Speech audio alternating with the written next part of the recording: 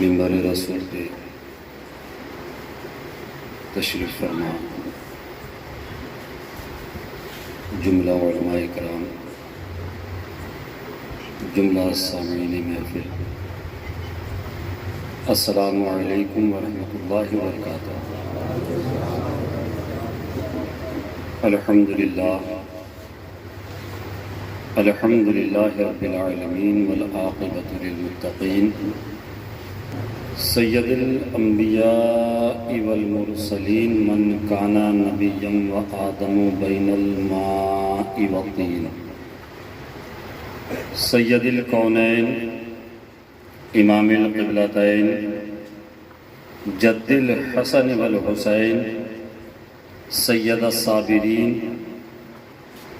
وعلی الطیبین الطاہرین وعلی شیخ الاسلام والمسلمین سیدنا عبد القادر محی الدین وعلی سید الاولیاء ولی الہند سیدنا معین الدین وعلی سیف ربانی سیدنا نعیم الدین جیلانی رضی اللہ تعالی عنہم اجمعین وعلی آلہ وصحابہ اجمعین، اما بعد، اعوذ باللہ من الشیطان الرجیم، بسم اللہ الرحمن الرحیم، قل لا اسألکم علیہ اجرا الا المودۃ فی القربى، آمنت باللہ صدق اللہ العظیم وصدق رسولہ النبی الامین المتین المعین الکریم، وَنَحْنُ عَلَىٰ ذَلِكَ لَمِنَ الشَّاهِدِينَ وَالشَّاكِرِينَ وَالْحَمْدُ لِلَّهِ رَبِّ الْعَالَمِينَ۔ غوث اعظم بمن بے سر و ساما مدد، قبلہ دی مدد کعبہ ایمان مدد، ازبہ صدر الافاضل شیخ من بدر منیر، کیجئے امداد ہم سب کی یا غوث اعظم دستگیر۔ کچھ عرض و معروض سے قبل نہایتی ادب و احترام کے ساتھ اپنے آقا و مولا گنبد خضرا میں آرام فرمانے والے آقا روح فدا جناب احمد مجتبی محمد مصطفیٰ مجتبی مرتضیٰ صلی اللہ تعالی علیہ وسلم کی بارگاہ بے کس پناہ میں جھوم جھوم کر نہایتی ادب و احترام کے ساتھ درود شریف کا نذرانہ پیش کریں۔ اللہم صلی علی سیدنا شفیعنا حبیبنا نبینا مولانا محمد مبارک وسلم، صلاۃ و سلام علیک یا رسول اللہ صلی اللہ علیہ وسلم۔ ایک مرتبہ اور بآواز بلند درود شریف کا ہدیہ پیش کریں۔ اللہ رب محمد صلی اللہ علیہ وسلم نعن عباد محمد صلی اللہ علیہ وسلم، صلاۃ و سلام علیک صلی اللہ تعالی علیہ وسلم۔ حضرات، تقریباً شب کا 1 بجنے والا ہے اور جتنا میں نے ایکسیپٹ کیا تھا، جتنی مجھے توقعات تھی، اس سے کہیں زیادہ خوبصورت آج کے جلسے کا مجمع ہے۔ عموماً 2 نمبر کے میں بہت سارے پروگراموں میں شرکت کیا ہوں، مگر اتنی محبتوں اور اتنی دل جمعی کے ساتھ رات کو تقریباً 1 بجے اتنے لوگ بہت کم جلسوں میں، بہت کم وقتوں میں میں نے دیکھے ہیں۔ الحمدللہ جلسہ کمیٹی والے، محلے کے 2 نمبر سری پور کے تمام غیور سنی مسلمان مبارکباد کے مستحق ہیں، اور ان تمام کے حق میں یہ فقیر قادری اسیر بارگاہ صدر الافاضل دعا گو ہے کہ مولا جنہوں نے بھی اس محفل پاک کو رچانے بسانے سجانے میں جس طریقے سے بھی تعاون کیا ہے، نظریں پیش کی ہیں، مولا ان تمام کی نیازوں کو اپنے اور اپنے حبیب کی بارگاہ میں قبول فرمائے اور تمام کو دارین کی رحمتوں، نعمتوں، برکتوں، سعادتوں سے مالا مال فرمائے، آمین۔ حضرات، بہت کچھ آپ نے سماعت کر لیا۔ تھوڑی دیر اگر آپ لوگوں کی محبتیں اور توجہات میری طرف رہیں تو انشاءاللہ تھوڑی دیر میں بھی کچھ آپ کے محبت بھری سماعتوں کی دہلیز تک، آپ کے دلوں کی چار دیواری تک کچھ باتیں پہنچانے کی کوشش کروں گا۔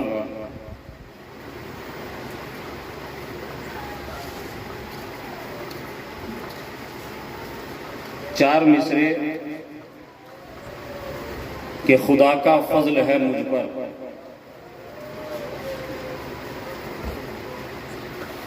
خدا کا فضل ہے مجھ پر کہ میرا دل حسینی ہے، خدا کا فضل ہے مجھ پر جس پر ہے، صرف وہی بولے باقی خاموش رہے، مجھے مطلب نہیں۔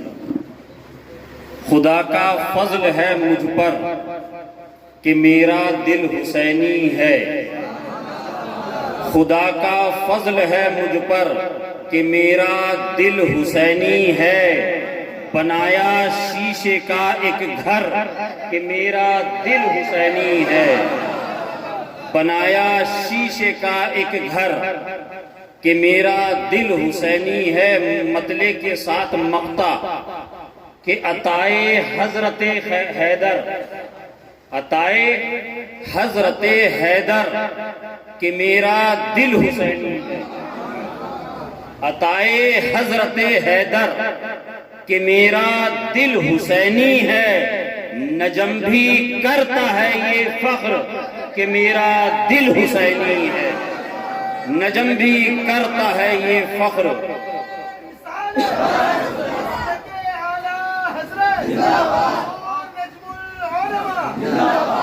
نجم بھی کرتا ہے یہ فخر کہ میرا دل حسینی ہے۔ اور چار مصرے آپ کی محبت بھری سماعتوں کی دہلیز تک کہ تطہیر سے مکھری ہوئی تطہیر کی جے ہو، تطہیر سے مکھری ہوئی تطہیر کی جے ہو، تطہیر سے مکھری ہوئی تطہیر کی جے ہو، ارے زہرا کا دھنے واد ہو شبیر کی جے ہو، زہرا کا دھنے واد ہو شبیر کی جے ہو، اور ماتا ہے بطول اور پتا جس کے علی ہیں، ماتا ہے بطول اور پتا جس کا علی ہے، ارے فردوس کے مہراج کی جاگیر کی جے ہو، فردوس کے مہراج کی جاگیر کی جے ہو، زہرا ہے بطول، ماتا ہے بطول اور پتا جس کا علی ہے، فردوس کے مہراج کی جاگیر کی جے ہو، تطہیر سے مکھری ہوئی تطہیر کی جے ہو، ایک سینے تک مشابہ ایک وہاں سے پاؤں تک، ایک سینے تک مشابہ ایک وہاں سے پاؤں تک، حسن سبتین ان کے جاموں میں ہے نیما نور کا، حسن سبتین ان کے جاموں میں ہے نیما نور کا۔ حضرات، میں نے جس آیت کریمہ کی تلاوت کا شرف حاصل کیا، رب تبارک و تعالیٰ قرآن عظیم میں ارشاد فرماتا ہے، پروردگار عالم ارشاد فرماتا ہے، قُلْ لَا أَسْأَلُكُمْ عَلَيْهِ أَجْرًا إِلَّا الْمَوَدَّةَ فِي الْقُرْبَى۔ آیت کلام رب کا کلام پروردگار عالم نے اپنے حبیب کی طرف بھیجا،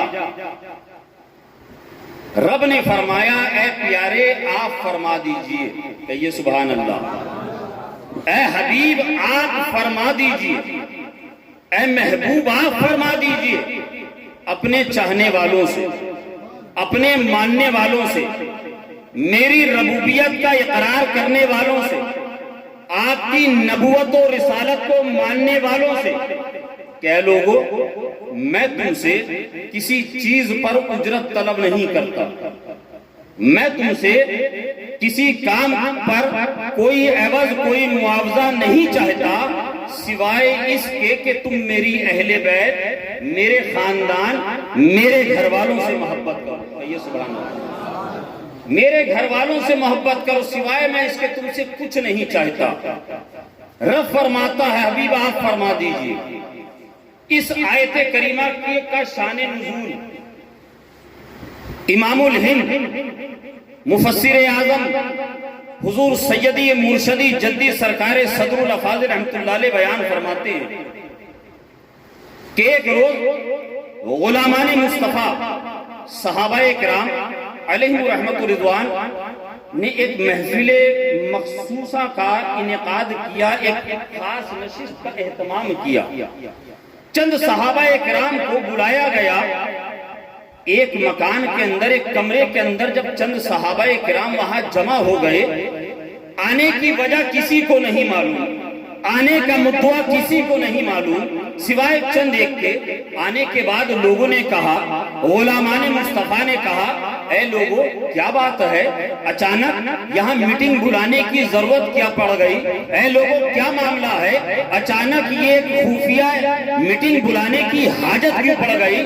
غلامان مصطفیٰ جنہوں نے یہ اہتمام کیا تھا کھڑے ہو کر اپنے ساتھیوں سے کہتے ہیں، اپنے ایمانی بھائیوں سے کہتے ہیں، صحابہ کرام کی بارگاہ میں کہتے ہیں، ان سے عرض کرتے ہیں اے لوگوں کیا ہم نہیں جانتے رسول پاک صاحب الاولاد باعث تخلیق کائنات مصطفیٰ جان رحمت صلی اللہ تعالی علیہ وسلم ہماری خاطر کتنی مشقتیں اٹھاتے ہیں، سرکار ہماری خاطر کتنی پریشانیاں اٹھاتے ہیں، سرکار ہماری خاطر کتنی تکلیف اٹھاتے ہیں، ہم لوگ اپنے گھروں میں نرم و نازک بستروں پہ آرام کرتے ہیں، سردیوں کی ٹھنڈی ہوئی راتیں ہوتی ہیں، مگر وہی ہمارے آقا سردی کی سرد راتوں میں تازے وضو کے ساتھ اپنے رب کے حضور اپنی پیشانی کو جھکا کر یا رب حبلی امتی، یا رب حبلی امتی، یا رب حبلی امتی کی صدائیں لگاتے ہیں۔ اے لوگوں ہم گھروں سے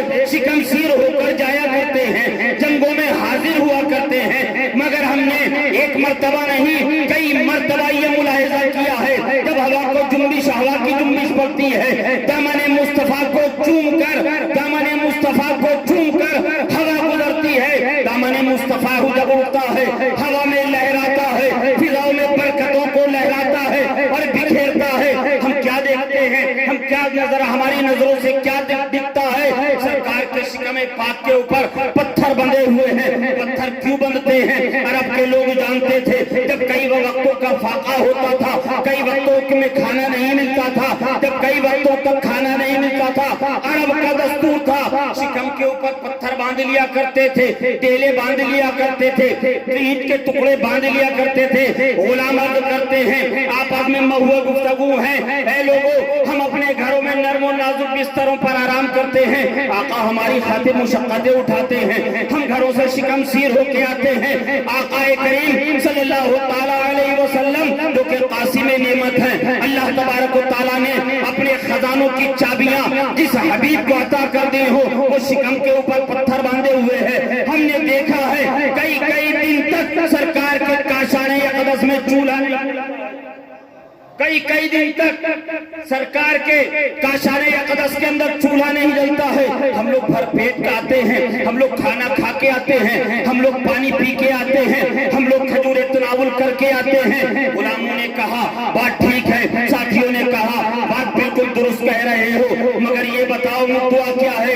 فائنل ڈیسیزن کیا لینا ہے؟ کہا کہ سنو ہم یہ چاہتے ہیں ہمارے پیسوں میں سے، ہمارے مال میں سے، ہمارے جواہرات میں سے، ہمارے گولڈ اور سلور اور سونا اور چاندی میں سے کچھ حصہ بطور نذرانہ حضور کی بارگاہ میں پیش کیا جائے.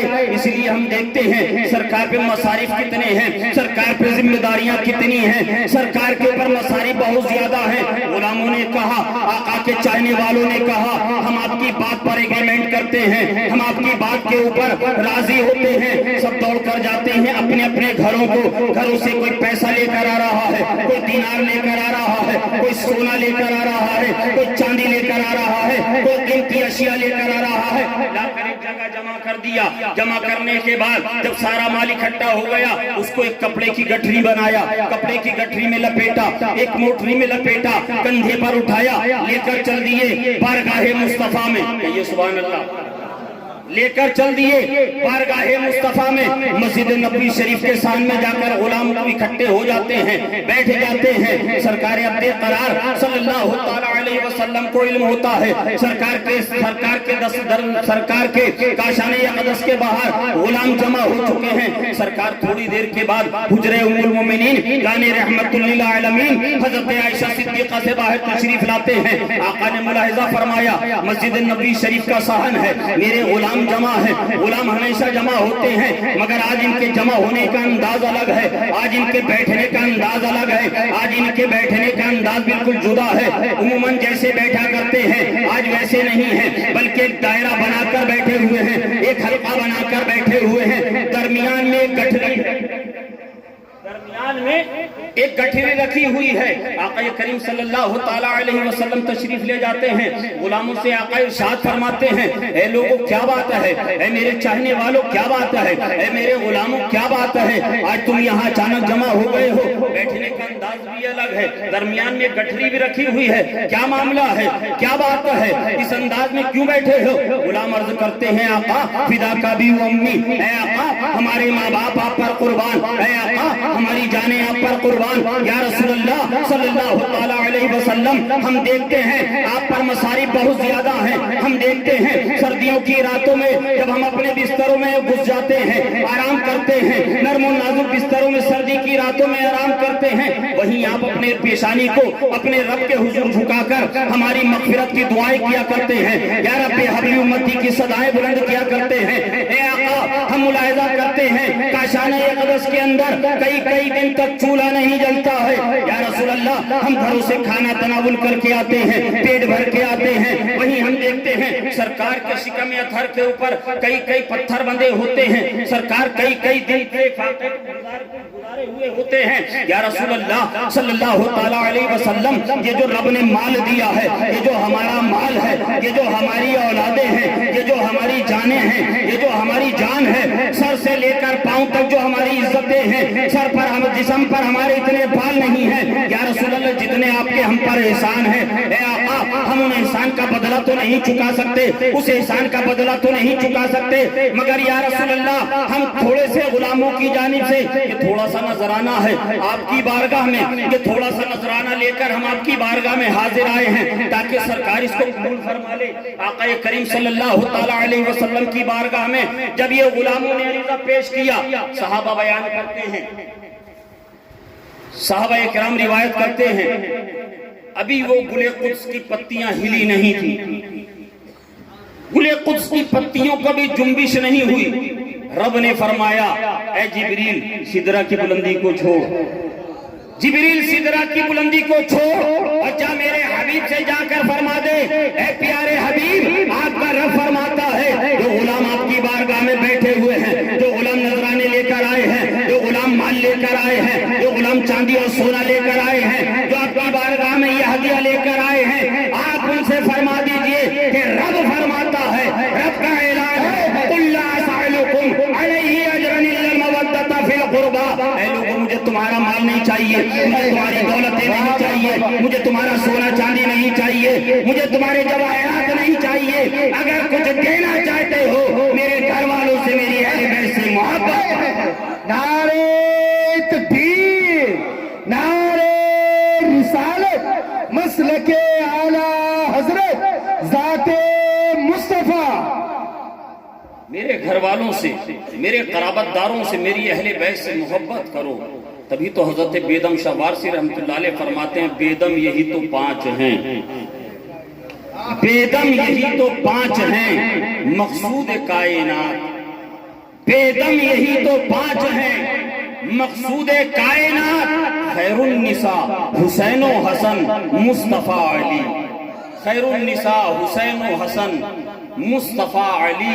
اے میرے پیارے دوستو، اے سری پور کے غیور مسلمانوں، آج جس سیدنا امام حسین امام علی مقام رضی اللہ تعالیٰ عنہ کی بارگاہ میں عقیدتوں کے پھول لے کر ہم حاضر آئے ہیں، آپ تاریخ جانتے ہیں، آپ نے واقعات کربلا کو بہت سنا ہے، آپ بچپن سے سن رہے ہیں اور اس عمر کو پہنچ گئے، اور انشاءاللہ یہ ذکر امام حسین کی فضیلتیں، خاندان اہل بیت کی قربانیوں کے تذکرے صبح قیامت تک ہوتے رہیں گے، صبح قیامت تک ہوتے رہیں گے۔ علماء کرام یہاں تشریف فرما ہیں،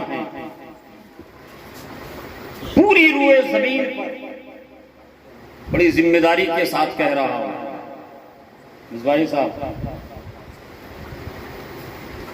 پوری روئے زمین پر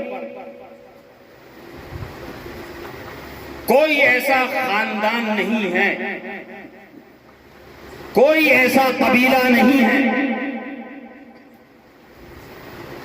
کوئی ایسا گھرانہ نہیں ہے جو یہ دعویٰ کر سکے کہ ہمارا خاندان، ہمارا قبیلہ، ہماری نسلیں قیامت تک جاری رہے گی، قیامت تک جاری رہے گی پوری روئے زمین پر۔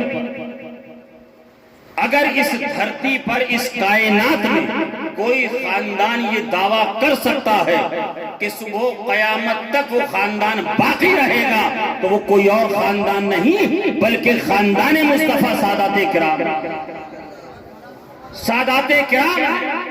اس لیے کہ رسول پاک صلی اللہ تعالیٰ علیہ وسلم سے جو سلسلہ چلا ہے، سرکار کی شہزادی حضرت سیدہ فاطمہ، حضرت امام حسنین کریمین سے جو چلا ہے، بغداد شریف ہوتے ہوئے، اجمیر معلیٰ ہوتے ہوئے، ہندوستان کی سرزمین پر بے شمار سادات کرام کا ظہور ہوا ہے۔ صبح قیامت، قرب قیامت سے پہلے جس آخری سید کا وجود، جس آخری سید کا ظہور ہوگا، اسی کو دنیا حضرت امام مہدی کرے گی۔ امام مہدی کوئی اور نہیں بلکہ حضرت مولائے کائنات کے نبیرہ ہیں، سیدہ فاطمہ زہرا رضی اللہ تعالیٰ عنہ کے شہزادے ہیں۔ یہ ایک خاندان ایسا ہے جو پوری کائنات میں جو کہ دعویٰ کر سکتا ہے۔ اب ذرا اندازہ کیجئے، حضرت امام حسین کی اس محفل میں آپ بیٹھے ہیں، ذکر امام پاک کی محفل میں بیٹھے ہیں۔ اب ذرا تھوڑی دیر واقعات کی روشنی میں میں آپ کو انشاءاللہ مدینہ شریف سے کربلا معلیٰ لے کر چلوں گا۔ مدینہ شریف سے سفر ہمارا ہوتے ہوئے کربلا معلیٰ تک جائے گا۔ تاریخ بتاتی ہے، میرے آقا کریم صلی اللہ تعالیٰ علیہ وسلم تشریف فرما ہے، کہیے سبحان اللہ۔ آقا کے دائیں پہلو پر، دائیں زانوں پر حضرت سیدنا ابراہیم، آقا کے شہزادے، جو کہ بڑے حسین تھے، بڑے خوبصورت تھے، تشریف فرما ہے، اور بائیں زانوں پر حضرت امام حسین تشریف فرما ہے۔ داہنی طرف حضرت سیدنا ابراہیم اور بائیں طرف حضرت سیدنا امام حسین۔ سرکار کی بارگاہ میں حضرت جبریل حاضر ہوتے ہیں، مشیت الہی سے آگاہ فرماتے ہیں، عرض کرتے ہیں یا رسول اللہ صلی اللہ تعالیٰ علیہ وسلم، پیارے اللہ کے حبیب، رب فرماتا ہے کہ حبیب کو جا کر میرا یہ پیغام پہنچا دو جبریل کہ رب کی منشا یہ ہے کہ دونوں کو ایک ساتھ جمع رہنے نہیں دے گا، بلکہ ایک آپ کے پاس رہے گا، ایک رب کے پاس چلا جائے گا۔ آپ جس کو پسند فرمائیں گے وہ آپ کے پاس رہے گا، اور جس کی آپ اجازت دے دیں گے وہ رب کے پاس چلا جائے گا۔ آقا فرماتے ہیں جبریل، ابراہیم میرے بیٹے ہیں، حسین میری بیٹی فاطمہ کے بیٹے ہیں۔ اگر حضرت امام حسین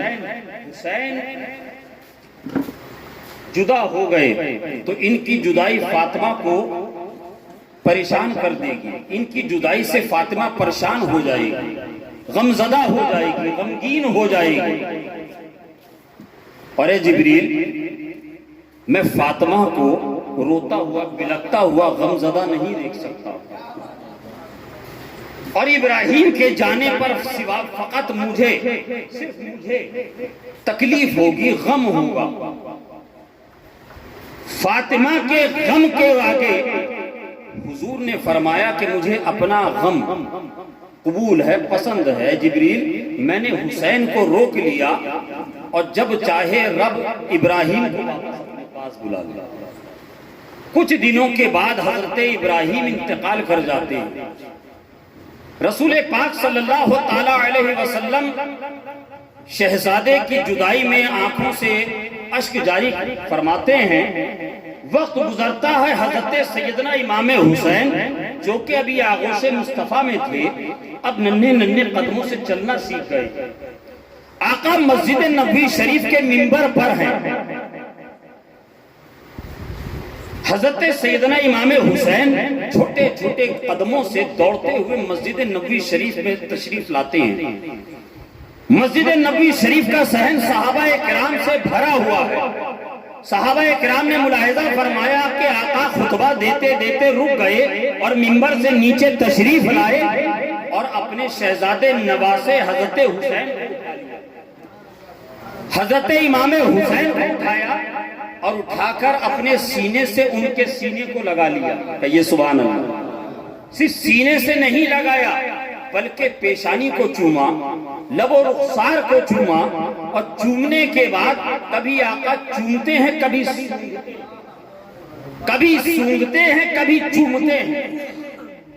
صحابہ کرام علیہ رحمت رضوان نہایت ادب سے عرض کرتے ہیں، یا رسول اللہ، بچوں کو لاڈ میں محبت میں چوما جاتا ہے، بچوں کو پیار کیا جاتا ہے، یہ تو دنیا کا دستور ہے، دیکھا ہے، سبوں کے گھروں میں یہ معاملات ہیں، مگر یا رسول اللہ ہم دیکھ رہے ہیں کہ آپ شہزادے حسین کو کبھی چومتے ہیں، کبھی سونگتے ہیں، کیا بات ہے؟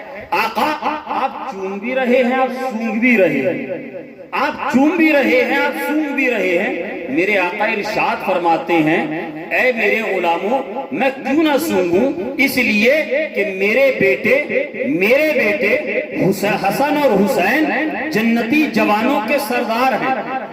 میرے بیٹے حسن اور حسین جنتی پھول ہیں۔ کہیے سبحان اللہ۔ پھول کو سونگا بھی جاتا ہے، چوما بھی جاتا ہے، پھول کو سونگا بھی جاتا ہے، چوما بھی جاتا ہے۔ اور شاید یہی بات یزید پلید کے ذہن اور دماغ میں آ گئی تھی، حضور نے پھول فرمایا، پھول کہا ہے۔ پھول کا ایک اپنا بڑا نرم و نازک و لطیف سا وجود ہوتا ہے، اس پر ذرا سی شدت کی جائے بکھر جاتی ہیں پتیاں، اس پر ذرا سا بل کا استعمال کیا جائے پتیاں بکھر جاتی ہیں، وجود ختم ہو جاتا ہے۔ یہ پھول ہے، اس پھول پر تھوڑی سی جنبش ہوگی، حرکت ہوگی، یہ بکھر جائے گا۔ یزید نے سوچا تھا کہ یہ جنتی پھول ہیں، مصطفیٰ نے فرمایا ہے، نبی نے فرمایا ہے، میں 22,000 کا لشکر کربلا میں بھیج دوں گا۔ حسین اور اہل بیت اطہار جن کے بارے میں نبی نے فرمایا یہ جنتی پھول ہیں، ذرا سی شدت اور تکلیف ہوگی، بکھر جائیں گے، وجود ختم ہو جائے گا، مگر وہ ظالم، مگر وہ جابر، حکومت کے نشے میں چور بدبخت یزید یہ نہیں جانتا تھا کہ پھول کی ایک صفت اگر بکھرنا ہوتی ہے، پھول کی ایک صفت اگر بکھرنا ہوتی ہے، دوسری جانب جب تک پھول ایک جگہ ہوتا ہے اس کی خوشبوؤں کا دائرہ محدود ہوتا ہے، خوشبو کا دائرہ محدود ہوا کرتا ہے، مگر جب پھول کو بکھیر دیا جاتا ہے اب وہ خوشبو محدود نہیں ہوتی۔ جہاں جہاں پتیاں بکھرتی ہیں، جہاں جہاں وہ پھول کے ذرات جاتے ہیں، جہاں جہاں پھول کی پتیاں جاتی ہیں، خوشبو ساتھ جاتی ہے۔ یزید نے سوچا تھا 22,000 کا لشکر میں بھیجوں گا، کربلا میں 72 لوگوں کو مسلنا کتنی دیر کی بات ہے، 72 لوگوں کو روکنا کتنا بڑا کام ہے، 1 منٹ لگے گا، 1-2 گھنٹہ لگے گا، قابو میں آ جائیں گے، اگر مان گئے تو ٹھیک ہے ورنہ قتل کر دیا جائے گا، وجود ختم ہو جائے گا۔ یزید نے سوچا تھا وجود میں ختم کر دوں گا، ان کی گردنوں کو ان کے تنوں سے جدا کر دوں گا، بات ختم ہو جائے گی، ان کا وجود ختم ہو جائے گا۔ مگر وہ بھول گیا میرے آقا نے حضرت سیدنا امام حسنین کریمین کو پھول فرمایا ہے، اور پھول جب تک پتیوں کے ساتھ ہوتا ہے ایک جگہ ہوتا ہے، اس کی خوشبوؤں کا دائرہ محدود ہوتا ہے، مگر جب پتیاں بکھیر دی جاتی ہیں تو اس کی خوشبو محدود نہیں بلکہ لامحدود ہو جاتی ہیں۔ کربلا میں امام حسین کو جنتی پھول کو 22,000 یزیدیوں نے روندا تھا، اور یہ سوچ کر روندا تھا کہ یہ ہم روند دیں گے، ان کی خوشبو ختم ہو جائے گی، وجود مٹ جائے گا، مگر تاریخ بتاتی ہے پھول روندا گیا کربلا، پھول روندا گیا کربلا میں، مگر جب اس پھول کی پتیاں بکھری ہیں تو کوئی کربلا میں ہے، کوئی بغداد میں غوث اعظم بن کے چمکا ہے، کوئی اجمیر محلہ میں غریب نواز بن کے چمکا ہے، کوئی اجمیر محلہ میں غریب نواز کی شکل میں مہکا ہے، کوئی کلیئر میں صابر پاک کی شکل میں مہکا ہے، کوئی دہلی میں حضرت محبوب الہی کی شکل میں مہکا ہے، کوئی مراد آباد میں صدر الافاضل کی شکل میں مہکا ہے۔ اس نے سوچا تھا ہم مسل دیں گے، ہم مٹا دیں گے، 22,000 کے سامنے 72 کا کوئی وجود نہیں، مگر اس نے مسئلہ کربلا میں تھا، وہ مسئلہ کربلا میں تھا، مگر آج کل تک جو خوشبو محدود تھی آج وہ لامحدود ہے۔ دنیا کے کونے کونے میں جب جب ظلم کھڑا ہوگا حسینی کھڑے ہو جائیں گے، جب جب ظلم کھڑا ہوگا حسینی کھڑے ہو جائیں گے، جب جب اندھیرا ہوگا حسین شمع بن کر وہاں اس اندھیرے کو دور کرتے ہوئے نظر آئیں گے، جب جب ظالم سر اٹھائے گا تو جو جوتا اس کے سر پر پڑے گا مارے گا غلام، مگر وہ تیور امام حسین ہوگا، مارے گا غلام، مگر یاد رکھیے گا وہ جو اس کے تماچا پڑے گا، وہ جو اس پہ ضرب لگے گی، اسی ضرب کا نام حسینی ہے، اسی ضرب کا نام حسینی ہے۔ جب حضرت سیدنا، اور یاد رکھیے گا صرف حضرت امام حسین اور اہل بیت سے محبت کا نام یہ نہیں کہ آپ نے جلسہ کر لیا، کربلا معلی میں کہ حضرت امام حسین اپنے شہزادوں کو، اپنی شہزادیوں کو، اپنے رفقا کو اس لیے لے کر گئے تھے کہ ان کی سجادگی خطرے میں تھی۔ کیا اس لیے گئے تھے؟ کیا ان کی تولیت خطرے میں تھی؟ روضہ رسول کے سجادے وہی تھے، خانہ کعبہ کے متولی وہی تھے، کیا وہ اس لیے گئے تھے؟ آپ نے علماء کی زبانی سنا ہے، آپ تاریخ جانتے ہیں، حضرت امام حسین نہ حکومت کے لیے گئے، نہ تاج و تخت کے لیے گئے، آپ جانتے تھے کہ یزید وہ پلید انسان ہے جو شریعت مصطفیٰ کی شبیہ کو مسخ کرنے والا ہے، جس کے دربار میں رقص و سرور کی محفلیں لگا کرتی ہیں، جو علی اعلان شراب پیتا ہو، جس نے مدینۃ الرسول مسجد نبوی شریف میں جس بدبخت نے گھوڑے اور کھچروں کو بندھوایا، مدینے کی پاکیزہ عزت مآب خواتین کو اس نے اپنے لشکر پر حلال کر دیا، جس نے شریعت میں جن کے ساتھ نکاح جائز نہیں ہے، حرام ہے، جو اس کی مخالفت کرتا ہو، جو ان کے ساتھ بھی نکاح کو صحیح سمجھتا ہو، اس بدبخت بد کردار شخص کا نام یزید ہے، اس کا نام یزید ہے۔ یاد رکھیے گا سیدنا امام حسین رضی اللہ تعالیٰ عنہ کربلا میں جب پہنچے ہیں، آپ نے پہلے یزیدیوں سے مخاطب ہو کر کہا کہ سنو، تم جانتے ہو کہ میں کون ہوں، تم پہچانتے ہو کہ میں کون ہوں، تمہیں معلوم ہے کہ میرے خاندان کی اور میرے گھر والوں کی شان کیا ہے، باوجود اس کے تم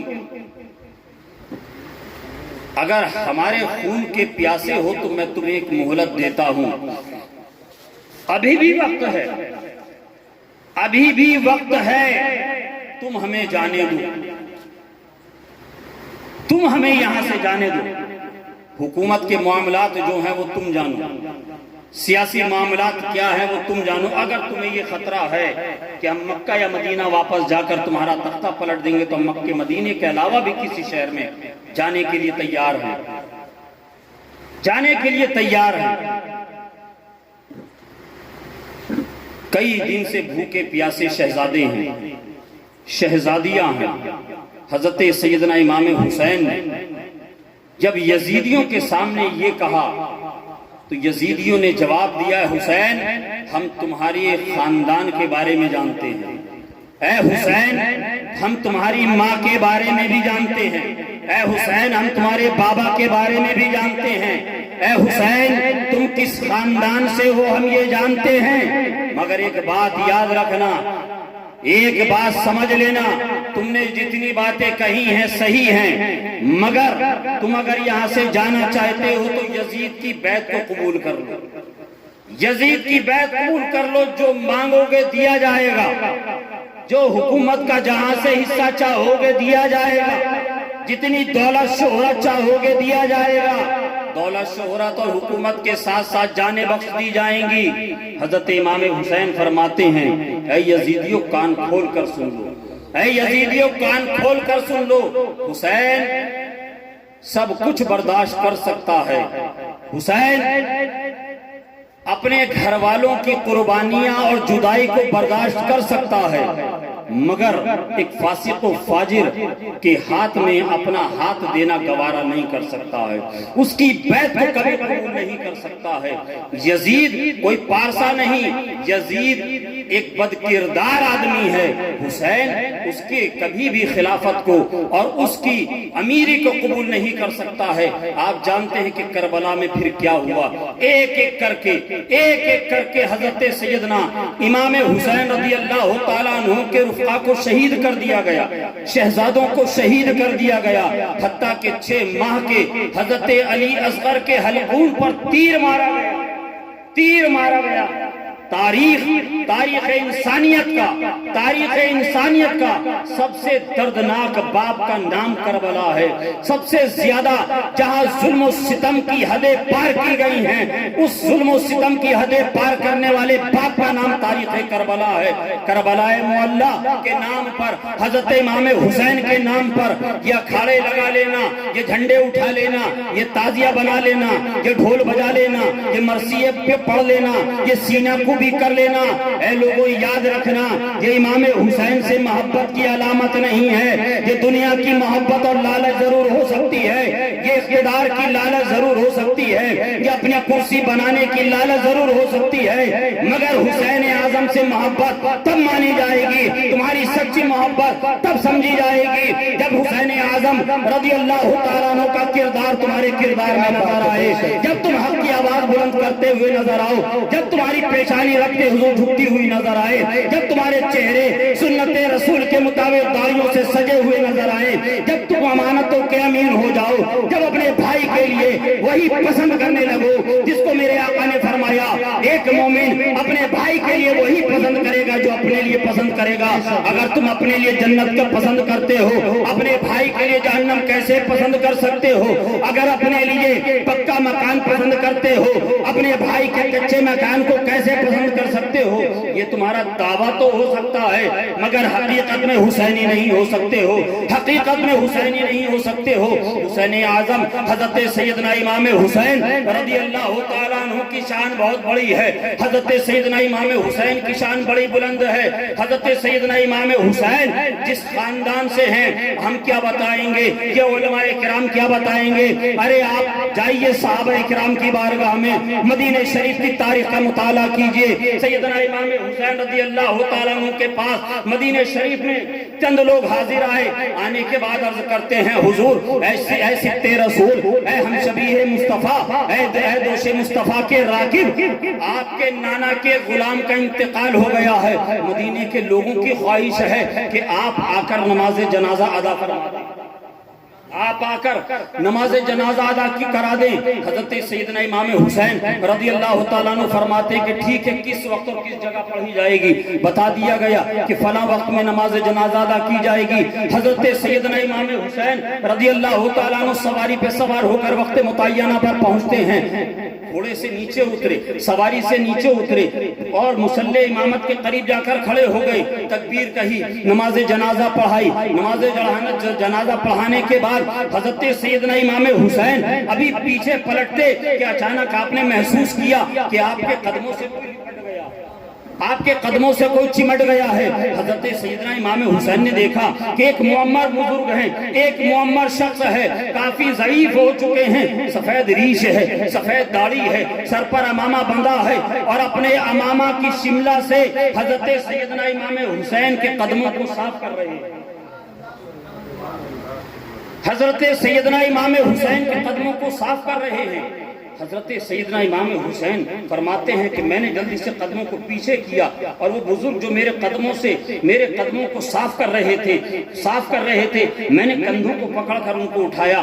لوگوں نے جب دیکھا کہ یہ جھکے ہوئے جو بزرگ تھے، سفید ریش والے جو بزرگ تھے، یہ کوئی معمولی انسان نہیں تھے، یہ کوئی معمولی آدمی نہیں تھے، بلکہ تاریخ بتاتی ہے جلیل القدر صحابی حضرت سیدنا ابو ہریرہ ہے.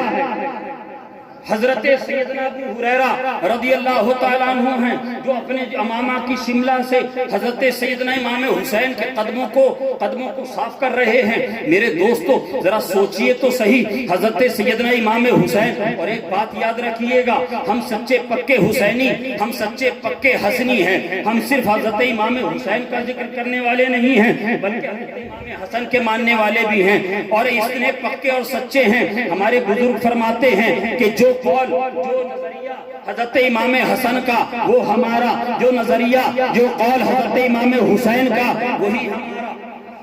وہی ہمارا.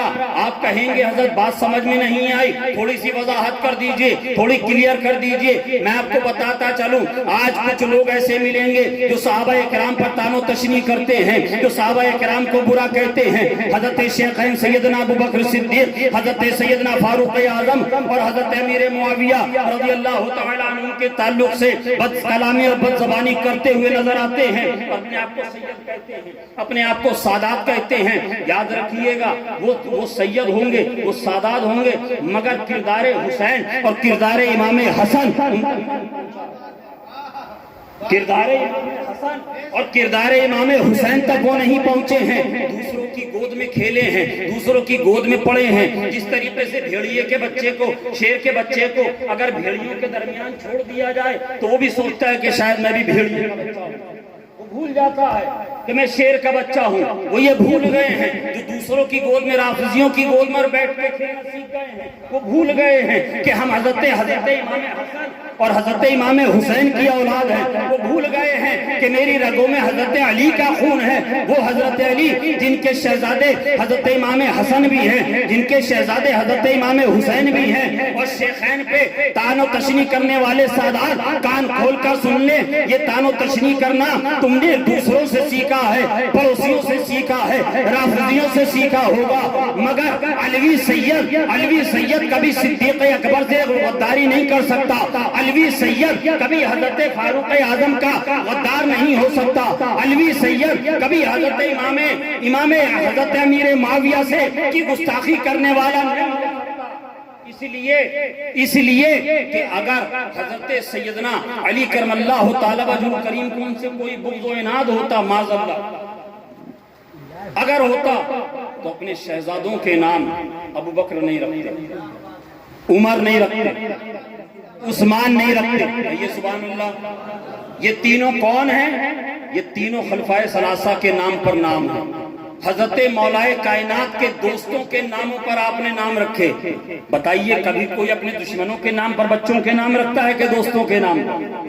عزیزوں کے نام پر کہ جس کا نام پکارے تو اپنے عزیزوں کی یاد آ جائے، اپنے پیاروں کی یاد آ جائے، اپنے چاہنے والوں کی یاد آ جائے۔ حضرت امام حسین کے ساتھ حضرت عباس بھی ہیں، حضرت ابو بکر بھی ہیں، حضرت سیدنا عمر بھی ہیں، حضرت سیدنا عثمان بن علی بھی ہیں۔ یہ چاروں شہزادے کربلا معلی میں حضرت امام حسین پر اپنی جانیں نچھاور کر کے گئے ہیں۔ حضرت ام بنین کے شہزادے ہیں چاروں حضرت ام بنین کے شہزادے ہیں، حضرت ام بنین کے شہزادے ہیں۔ تو میں یہ عرض کر رہا تھا کہ علوی سچا پکا وہی ہے جو حضرت امام حسن کے قول پر بھی عمل کرنے والا ہو، جو حضرت امام حسین کے کردار پر بھی عمل کرنے والا ہو۔ حضرت امام حسن کا قول کیا ہے؟ انہوں نے حضرت امیر معاویہ سے صلح کر لی، انہوں نے حضرت امیر معاویہ سے صلح کر لی، حضرت امام حسن نے صلح کر لی، خلافت سے دستبردار ہو گئے اور وہ سلطنت حضرت امیر معاویہ کے سپرد کر دیا۔ حضرت امام حسن نے حضرت امیر معاویہ سے صلح کر لی۔ اب جو حضرت امیر معاویہ سے جنگ کا باب کھولتا ہے، جو جنگ کرنے کا مطالبہ کرتا ہے، تو وہ ان سے نہیں کر رہا ہے بلکہ اپنے جد اعلیٰ حضرت امام حسن کے قول کا انحراف کر رہا ہے۔ اور سنو، کان کھول کر سن لو، کربلا معلی میں حضرت امام حسین نے یزید بد کردار کو نہیں مانا، اس کی حکومت کو نہیں مانا، اس کے تاج و تخت کو نہیں مانا، اس کو اپنا امیر نہیں مانا، اس کو امیر المومنین نہیں مانا۔ جس طرح حضرت سیدنا امام حسین نے یزید کا بائیکاٹ کیا، اس کے خلاف اپنی تلوار کو میان سے نکالا، اسی طرح سے حضرت سیدنا امام حسین کے اس کردار کے اوپر ہماری جان قربان، جو حضرت امام حسین کا قول تھا، ہماری جان اس پر قربان، جن سے حضرت امام حسن نے صلح کر لی، ہم ان سے جنگ نہیں کرتے، اور جس سے حضرت امام حسین نے جنگ کر لی، ہماری اس سے کبھی صلح نہیں۔ نعرہ تکبیر، نعرہ رسالت، مسلک اعلیٰ حضرت فیضان شہید کربلا۔ ہم ان سے جنگ نہیں کر سکتے، اس لیے مسلمانوں یاد رکھیے گا، علماء کرام بار بار آپ کو اس بات کی طرف توجہ دلاتے ہیں، آپ کے ذہنوں کو اس طرف موڑنے کی کوشش کرتے ہیں کہ یہ جو محرم کے نام پر، عقیدت امام حسین اہل بیت کے نام پر جو سماج میں برائیاں ہیں، جو سماج میں پھیلی ہوئی خرافات ہیں، ان کو بند کیجیے، ان کو بند کیجئے۔ یاد رکھیے گا، چاہے وہ مروجہ تعزیہ داری ہو، جو آپ آج کل سوشل میڈیا کے مادھیم سے، سوشل میڈیا کے ذریعے سے بہت ساری کلپیں دیکھتے ہوں گے۔ ایک مولانا رحمت صاحب کھڑے ہو کر کہتے ہیں مروجہ تعزیہ داری کو اعلیٰ حضرت نے منع فرمایا ہے، حرام فرمایا ہے۔ حضور صدر الافاضل رحمۃ اللہ علیہ نے اس کو حرام کہا ہے، ہمارے حضور صدر الشریعہ نے اس کو حرام کہا ہے۔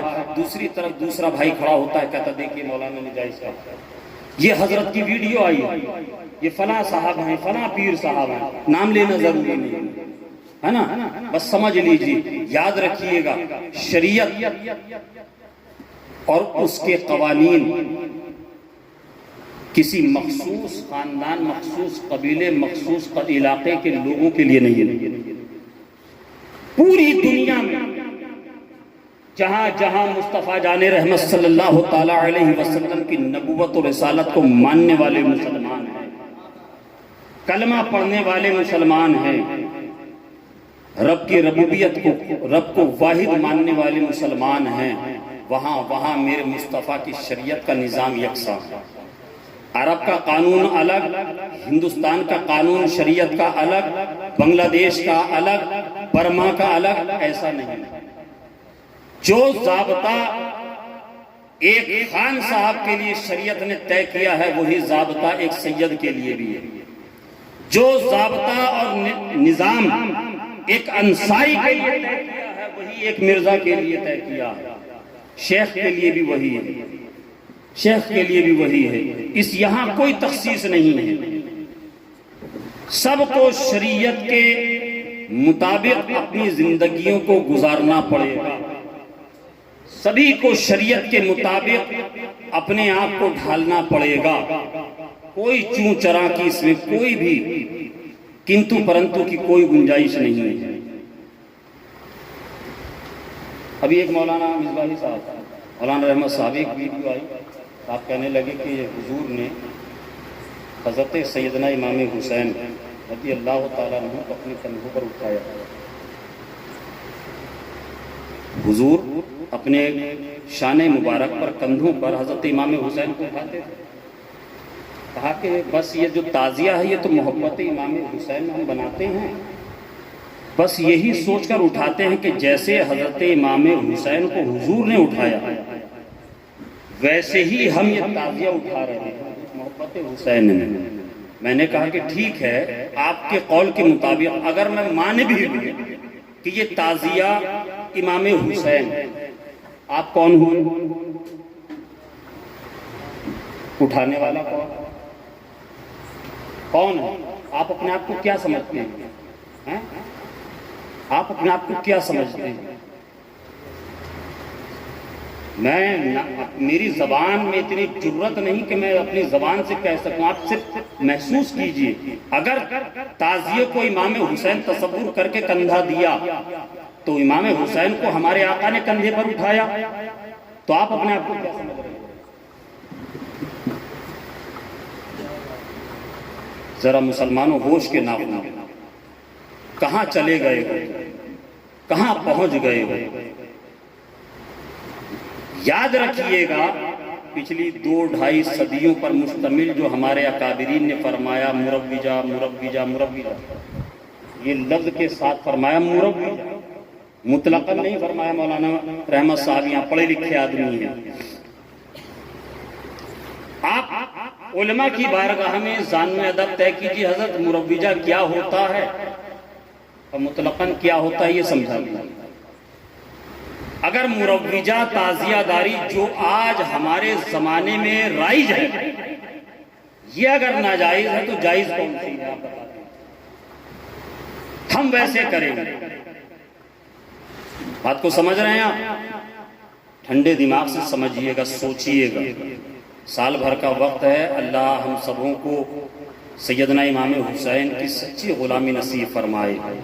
حضرت سیدنا امام پاک کی سیرت کو اپنی زندگی میں اتارنے کی توفیق عطا فرمائے. آپ ذرا ٹھنڈے دماغ سے سوچئے گا.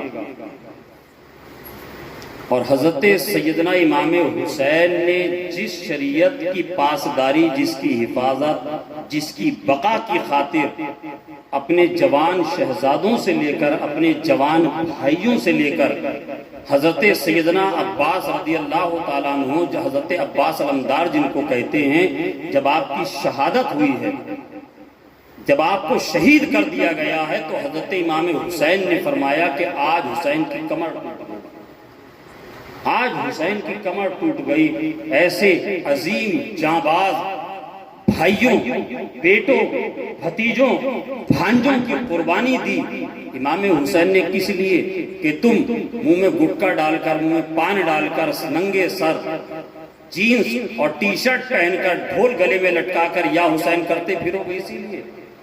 اسی لیے مسجدوں کے اندر ایک صف نہیں ہوتی ہے. ابھی 2-3 مہینہ پہلے میں آیا تھا 2 نمبر میں، کسی شادی کا ملا، میرے خیال لڑکے کی شادی کا ملا، میں نے دیکھا میلاد شریف مسجد میں چل رہا تھا اور وہ امام صاحب پہلے تھے جو ابھی وہ بھی نہیں ہے، وہ چلے گئے. چند بچے بیٹھے ہوئے تھے، 5 یا 4 بچے تھے. امام صاحب بیچارے صاحب خانہ کے یہاں سے بھی فقط ایک. یہ ہمارے یہاں حالات ہے، یہ ہمارے اپنے حالات ہیں. یہ کسی دوسرے کے گھر کی داستان نہیں، یہ ہمارے گھروں کی داستان ہے. ہم نے اپنے بچوں کو کربلا اور محرم الحرام کا مہینہ اور عاشورے کے دن کو یہ تو ضرور بتایا کہ اس دن اہل بیت اطہار نے قربانی دی، مگر اس قربانی کا مقصد، اس کا مدعا یہ نہیں بتایا. ان کو یہ بتایا کہ یہ تہوار ہے، یہ پرو ہے. جیسے عید بقرعید میں تیار ہو کے سج دھج کے جاتے ہیں، اتنے مرد نہیں ہوتے جتنی سج دھج کے گھر کی بہو بیٹیاں ہوتی ہیں. اعلیٰ حضرت فرماتے ہیں جن کا آنچل نہ دیکھا مہر و ماہ نے، جن کا آنچل نہ دیکھا مہر و ماہ نے، یعنی چاند و سورج نے جن گھر کی خواتین کا آنچل نہیں دیکھا. کربلائے معلیٰ میں ان کے سروں سے رداؤں کو کھینچنے والے یزید تھے۔ اگر آج آپ اپنی بیٹیوں کے سر پر اوڑھنی اور نقاب اور حجاب نہیں پہنا رہے ہیں نا، تو آپ سوچئے کہ آپ کا کردار کدھر جا رہا ہے، بحیثیت باپ، بحیثیت بھائی، بحیثیت شوہر، بحیثیت بیٹا۔ اس لیے کہ آقا کریم صلی اللہ تعالیٰ علیہ وسلم ارشاد فرماتے ہیں کہ ایک عورت اپنے ساتھ جہنم میں 4 مردوں کو لے کر جائے گی، 4 مردوں کو لے کر جائے گی۔ آپ جانا چاہتے ہیں؟ کون باپ ہے جو جہنم میں اپنی بیٹی کے ساتھ جانا چاہتا؟ ہاتھ اٹھا کے بتائے۔ کون بھائی ہے؟ کون شوہر ہے؟ کون بیٹا ہے؟ آقا فرماتے ہیں جب اس کی بدعمالیوں کی وجہ سے، اس کی بد کرداری کی وجہ سے جب اس کو جہنم میں جانے کا حکم ہوگا، جہنم کے بھڑکتے ہوئے شعلوں میں لے کر فرشتے اس کو جائیں گے، دروغہ جہنم لے کر جائیں گے، وہ کہے گی کہ مولا میں اکیلی کی، میرے ساتھ میرے باپ کو بھی بلایا جائے، اس لیے کہ مولا میری تربیت کا دار و مدار میرے والد کے اختیار میں، میں چھوٹی تھی، اگر یہ مجھے بچپن سے پردے کی عزت و عفت کی تربیت کرتا، حفاظت کی تلقین کرتا، تو آج میرا انجام یہ نہیں ہوتا۔ آقا فرماتے حکم ربی ہوگا، اس عورت کو بھی لو، اس کے باپ کو بھی لو، جہنم میں ڈال دو، جہنم کے بھڑکتے ہوئے شعلوں میں ڈال دو۔ وہ عورت کہے گی، وہ جہنم کا پروانہ ملنے والی خاتون کہے گی، مولا میرے بھائی کو بھی بلایا جائے، پروردگار میرے بھائی کو بلایا جائے، میرا بھائی مضبوط ہاتھ پیر کا جوان، میرا بھائی اچھے جسامت کا انسان تھا، میں اپنے بھائی سے بڑی محبت کرتی تھی اور یہ مجھ پر محبت بھی کرتا تھا اور اس کا مجھ پر رعب بھی تھا۔ مولا اگر یہ میرا بھائی مجھے بازاروں میں بے نقاب اور بغیر چادر کے جانے پر روک لگا دیتا، اگر مجھ پر سختی کرتا، مجھ پر یہ ناراض ہو جاتا، میں اس کے خاطر نقاب پہن لیتی، میں اس کے خاطر نقاب پہن لیتی ہے۔ مولا آج جو میرا یہ حال ہے، جتنا گنہگار، جتنا مجرم میرے ساتھ میرا باپ ہے، اتنا میرا بھائی بھی ہے، حکم ربی ہوگا، اس کے بھائی کو بھی لو، اس کے باپ کو بھی لو، اس کے ساتھ جہنم میں۔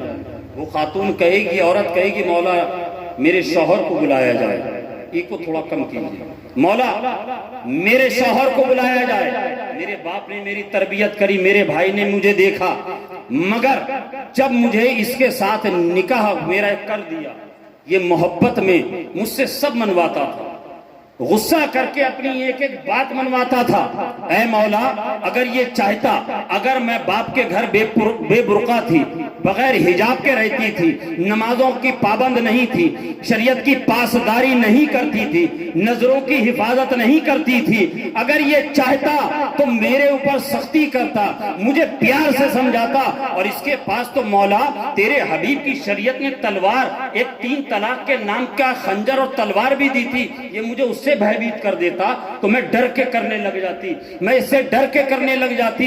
حکم ربی ہوگا، اے دروغہ جہنم اس لڑکی کو، عورت کو بھی لو، اس کے باپ کو بھی لو، اس کے بھائی کو بھی لو، اس کے شوہر کو بھی لو، جہنم میں لے کر چلے جاؤ۔ عورت کہے گی، مولا میرے بیٹے کو بھی بلایا جائے، بیٹے کو بلایا جائے گا۔ ماں کہے گی، وہ خاتون کہے گی، مولا یہ میرا بیٹا جس کو میں نے اپنی آغوش میں لے کر پالا ہے، جسے میں نے اپنا خون جگر پلا کر پالا ہے، اس کی ہر جائز اور ناجائز تمنا اور آرزو کو میں نے پورا کیا ہے۔ مولا یہ ضد کرتا تھا کھانے کے لیے، میں اس کو کھانا دیا کرتی تھی، یہ کھیلنے کی ضد کرتا تھا، میں اسے کھیلنے جانے دیا کرتی تھی۔ مولا یہ کسی چیز کی ضد کرتا تھا، میری مامتا اس کے آگے سرنڈر کر جاتی تھی۔ اے پروردگار عالم اگر یہ اسی محبت کو اور میری مامتا کا ہتھیار اور ڈھال بنا کر مجھ سے کہتا، اے میری امی جان، اے میری والدہ، تم میرا سارا کہنا مانتی ہو، تم مجھ سے بڑی محبت کرتی ہو، تم مجھ سے بڑی شفقت کرتی ہو، تم مجھے بڑا چاہتی ہو، میں یہ چاہتا ہوں تم جو نمازوں کو نہیں پڑھتی ہو، میں تم سے تب بات کروں گا، میں تم سے کلام جب کروں گا جب تم نماز کی پابند ہو جاؤ گی، میں تم سے بات جب کروں گا، تمہارے ساتھ میں جب رہوں گا جب تم صبح شام قرآن کی تلاوت کرو گی۔ اے مولا اگر یہ مجھ سے کہتا اے میری امی جان میں تیرے ہاتھ کا کھانا نہیں کھاؤں گا، تو بے برقع اور بغیر حجاب کے گھر سے باہر نہیں نکلے گی، مولا میں نے اس کی مامتا میں ساری قربانیاں دی، ساری پریشانیاں اٹھائیں، ساری تکلیفوں کو اٹھایا، اگر یہ ضد کرتا تو کیا میں اس کا یہ کہنا بھی نہ مانتی؟ میں یہ کہنا بھی نہ مانتی؟ رب کا حکم ہوگا اے دروغہ جہنم اس عورت کو بھی لو، اس کے باپ کو بھی لو، اس کے شوہر کو بھی لو، اس کے بھائی کو بھی لو، اس کے بیٹے کو بھی لو، لے جا کر جہنم میں ڈال دو۔ جہنم کے بھڑکتے ہوئے شعلوں میں میرے اعمال کا بدلہ تو جہنم ہی تھا، میرے اعمال کا بدلہ تو جہنم ہی تھا، میں تو جاتا میرے سرکار نے جانے نہ دیا، میں تو جاتا میرے سرکار نے جانے نہ دیا۔ مسلمانوں ابھی بھی وقت ہے، ابھی بھی وقت ہے، ابھی سورج پورب سے نکل رہا ہے، پشچم سے نہیں نکلا ہے، ابھی بھی وقت ہے، توبہ کا دروازہ کھلا ہے۔ حضرت امام حسین کی محبت میں ہمیں وہ کام کرنے ہیں جن کاموں کو کرنے کا شریعت مصطفیٰ نے ہم وہ کام کریں گے جو شریعت مصطفیٰ نے جس کا ہمیں کرنے کا حکم دیا اور جس سے روکا ہے، ہم بھی رکیں گے، اپنے گھر والوں کو بھی روکیں گے، اپنے بچوں کو بھی منع کریں گے، اپنے عزیزوں کو بھی منع کریں گے۔ جب ہم سدھریں گے ہمارے گھر والوں کی اچھی تربیت ہوگی، ہمارے گھر والوں کی اچھی پرورش ہوگی، ہمارے گھر والوں کو جب ہم سنت رسول کا درس دیں گے، محبت رسول کا درس دیں گے، قرآن کی تعلیم پڑھنے کا حکم دیں گے، جب ہمارا گھر کا ماحول سدھرے گا، ہمارے گھر کے ساتھ ہمارا پڑوسی بھی سدھر جائے گا، اس کا پڑوسی بھی سدھر جائے گا، پتہ چلا معاشرہ سدھر جائے گا، پورے کا پورا علاقہ سنورتا ہوا نظر آئے گا انشاءاللہ تبارک و تعالی۔ رب تبارک و تعالی نے ارشاد فرمایا قرآن عظیم میں قُلْ لَا أَسْأَلُكُمْ عَلَيْهِ أَجْرًا إِلَّا الْمَوَدَّةَ فِي الْقُرْبَى، اے حبیب آپ فرما دیجئے اے لوگوں میں تم سے کوئی اجرت کوئی معاوضہ طلب نہیں کرتا سوائے میرے خاندان، میری اہل بیت، میری قرابت دار کے محبت کے۔ اے لوگوں حضور کی اہل بیت سے سچی محبت کرو، حضور کی اہل بیت سے سب سے بڑھ کر محبت کرو، اس لیے کہ دنیا میں صرف یہی ایک خاندان، یہی ایک نسل ہے جس سے محبت کا ہمیں درس قرآن دیتا ہے، جس سے محبت کا حکم ہمیں ہمارا رب دیتا ہے، ہمارا رب دیتا ہے۔ اے مسلمانوں اپنے سینوں پر ہاتھ رکھ کر سیدنا امام حسین کی بارگاہ میں سچے دل سے ان کی روح پاک کو گواہ بنا کر اپنے رب کے حضور آج ہی توبہ کرو کہ انشاءاللہ تبارک و تعالی جو ہمارے سابقہ پچھلے گناہ، جو ہماری کوتاہیاں تھیں، انشاءاللہ ہم ان سے توبہ کریں گے اور آئندہ آنے والی زندگی کو ہم بہتر سے بہتر بنائیں گے۔ سیدنا امام حسین رضی اللہ تعالیٰ عنہ کے بتائے ہوئے طریقے پر ان کی سیرت کے مطابق اپنی زندگی کو گزاریں گے۔ اللہ تبارک و تعالیٰ ہمیں اور آپ کو کہنے سے زیادہ عمل کی توفیق عطا فرمائے، آمین۔ استغفر اللہ ربی من کل ذنب واتوب الیہ، وآخر دعوانا الحمدللہ رب العالمین۔ السلام۔